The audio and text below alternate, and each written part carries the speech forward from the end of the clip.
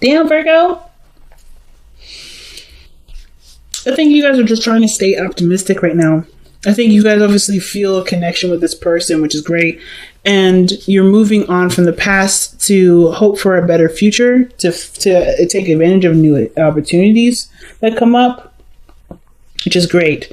The Two of Cups, obviously, is the person that you're dealing with. You and the person that you're dealing with that feel the same exact way. This can come up as a platonic energy, but because we're doing a romance life reading, this has no, this is definitely probably more than just platonic. So there's a lot of things that you have in common, a lot of things you feel the same about, and you guys can move in a really good direction with that.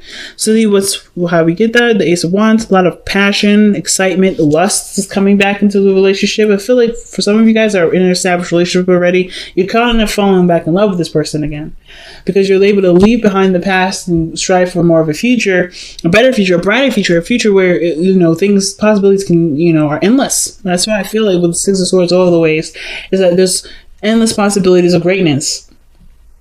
And leaving behind the past is one hard thing to do, but you're doing it. Okay? And it's definitely not an easy process, but it's a rewarding process.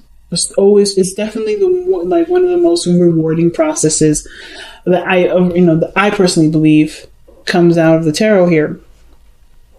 So moving on, creating a new atmosphere, looking for new horizons, right? Finding a new space to grow and manifest what you want.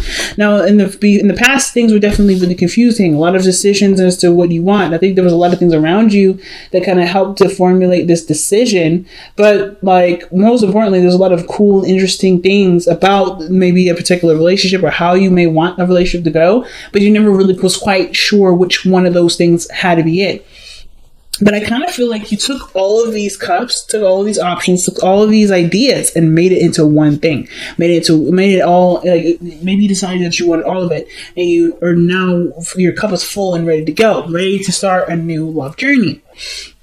This is where I was definitely seeing maybe you guys are falling back in love with the person that you're currently with and that you currently had things with or relations with beforehand, but things are just not very clear. Things just kind of felt like things were just like a fantasy or too good to be true. Or some things may have just been just outright just bizarre. And maybe put you in a position really to think about what you really wanted in our love life, so that way you could have it. So the Ace of Cups, right? I think you picked the cup, you figured out which one you wanted out of this group, or you made all of those options of a thing of its own, right? You know exactly what you want, you know what you're desiring, you're ready to go after what you want. And this person is so passionate, so sexy, guys. The King of Wands, absolutely scrumptious, but you're not there for their body, but you're allured, you're attracted to them, and you have such a strong, feeling for them. There's something with the Ace of Cups. This is new love. If they haven't already approached you and have expressed how they felt, then you definitely are feeling something towards them regarding that already. But this energy that you have here is a strong, potent energy, very romantic, very exciting. The only thing I have kind of concerned going on right now is this 10 of Wands that's in your future. Being overburdened with responsibilities and tasks, feeling like you've got too much going on, too much on your plate. Let's see why the 10 of Wands is coming up in your future like this. Because of the 3 of Pentacles, planning for the future. Why are we planning? Why is planning for the future too much?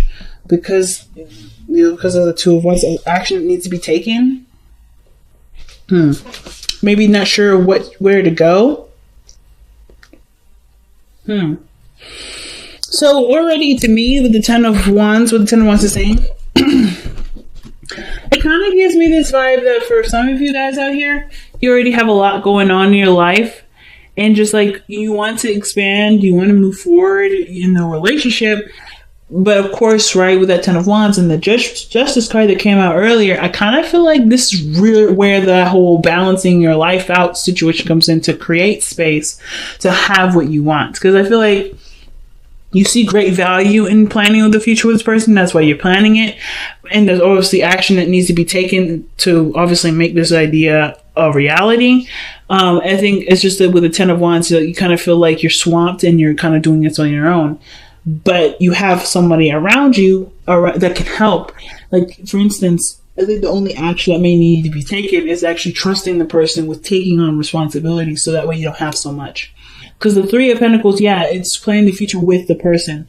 So I may be looking at their strengths and their weaknesses to see how they can help you move forward with this. Because this is something that is requiring both parties to participate. And I kind of feel like maybe you guys, like, it's about learning to include someone in your hard work instead of trying to do all of it by yourself, maybe. Which definitely is a learning curve all in itself. So why do we have the Knight of Swords in your best path to follow? That's the Knight of Swords is usually someone that comes in charging in with an idea or perspective and not necessarily interested to hear what anybody else has to say.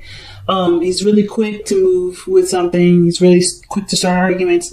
And the Knight of Swords usually means, like, you know, to go after something, to fight for it, right?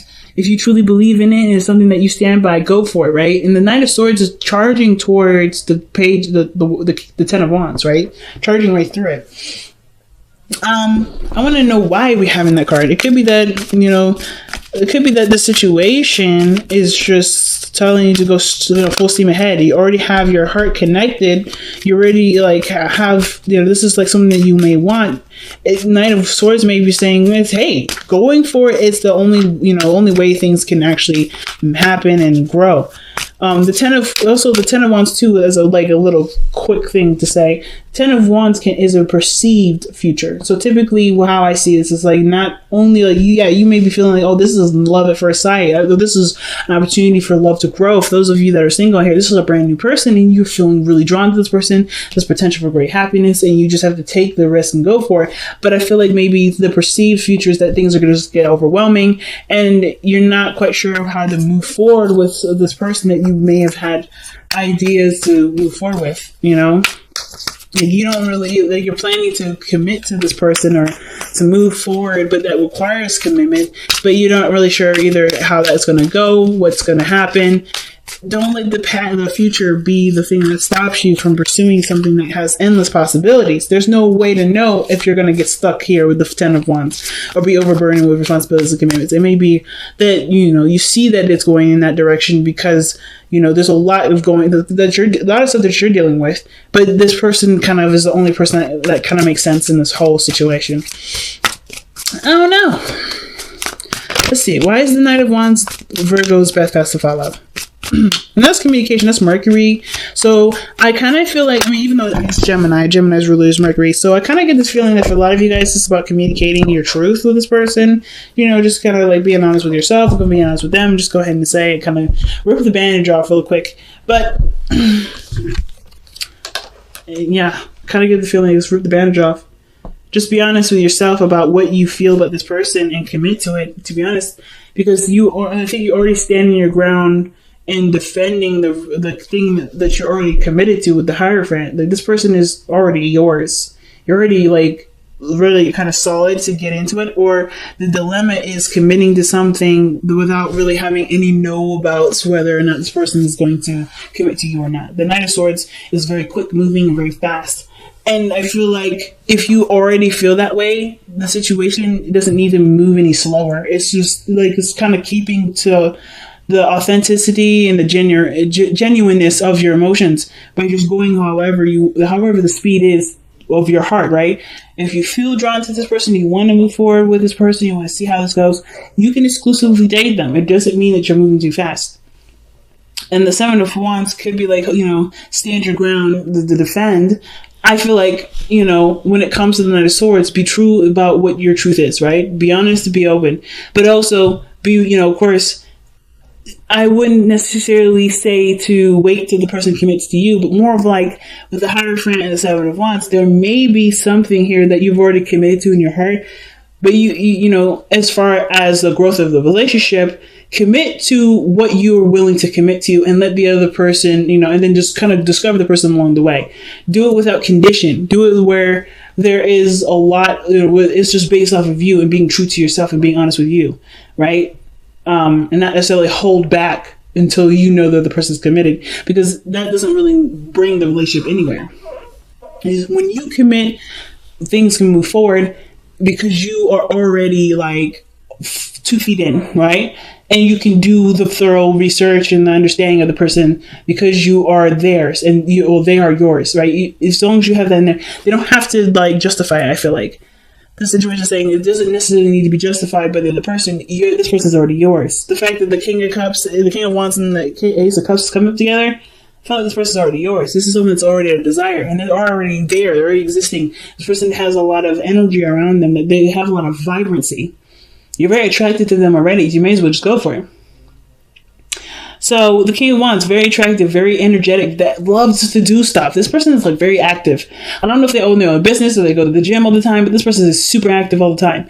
But this person is also someone that is very spontaneous, very romantic, very creative, and they're very confident in their individuality. They're very confident in themselves. They're very quirky, but they have that's a beautiful quirk.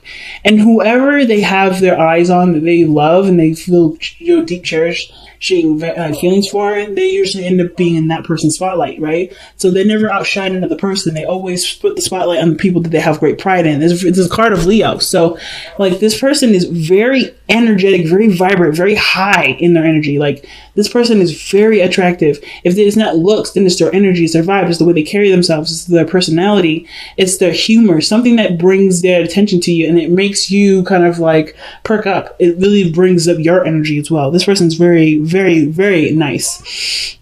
But I feel like too, this is someone that you may have already met, someone that you've already known for a while, someone that you may have had off and ons with. But this could also indicate this is someone that you may have feelings for, that that you may want to express love to. This could also indicate this is somebody that reminds you of a past lover, or this is someone that's already romantic. The fact that this is in your hopes and fears has made that maybe that you hope that this person remains romantic, and this person remains consistent with their emotions, how they feel. Like I feel like their passions trying to kind of change maybe a lot sometimes, but I kind of feel like too the romance is there, and that's something that you love and that you like, and that because your seventh house is Pisces. So the fact that you have Pisces as, the Knight of Cups as your hopes and fears, I feel like you hope that the relationship continues to stay dreamy, stay romantic, stay, keeping you on your toes and like always making you feel like butterflies in your stomach, like feeling like you're falling in love over and over again. Every day, like fresh out of the box. And I kind of feel like that's what you guys want the consistency of. You want that to be consistent. So with your outcome coming up like this, I don't mind this. The Two of Wands is very similar to what you have in your future. And I always kind of usually read the outcome in the future. It's very similar. But the outcome usually means if the energy remains the same, where you kind of feel like what do you do? What do you do now? How do you move forward? How do you expand in this relationship? What action needs to be taken, right? What choice have you made to move forward in your relationship with this person, or to advance in some feelings that you have? And the only person that can answer that is you, right? What decision that you're kind of left with the decision, right? You have a beautiful relationship that can blossom and go so far. What are you willing to do? Or like, what do you want to do about it? What is your first step? But do it, coming from a pure, genuine place of pure wanting to action wanting to be put into it. Not really what you can see or what you can get out of it, not necessarily results, but what is truly what you want to feel out of it. Like, what do you want to express in this moment? Being in the moment with the person. Very big, fam. Very big. Let's go ahead and see what you guys have for your wisdom of the Oracle cards. Okay, a change in the wind. So no action needs to be taken at this moment. So that means that there's a lot of stuff that's happening, a lot of things that are adjusting, and right now it's just being in the moment with the situation. Not nothing wrong with planning ahead or anything like that, but you don't want to take action on what's being planned on right now because there's just too much going on. It's probably what you guys were seeing here with the Ten of Wands. There's a lot of stuff happening, a lot of things are changing, and there's nothing wrong with planning for, taking action, but taking those steps towards that plan may not be the ideal right now, okay? And this is surrender your ego. Ooh. Cultivate gratitude, be of service to others, and come from your heart, man. Genuine feelings, like I was saying, coming from the heart, being in the moment. A big ego can work against you, but humility will further your goals. Okay, I'm not gonna lie, I feel like pulling an extra card for that. Why is the surrender your ego card coming out for Virgo?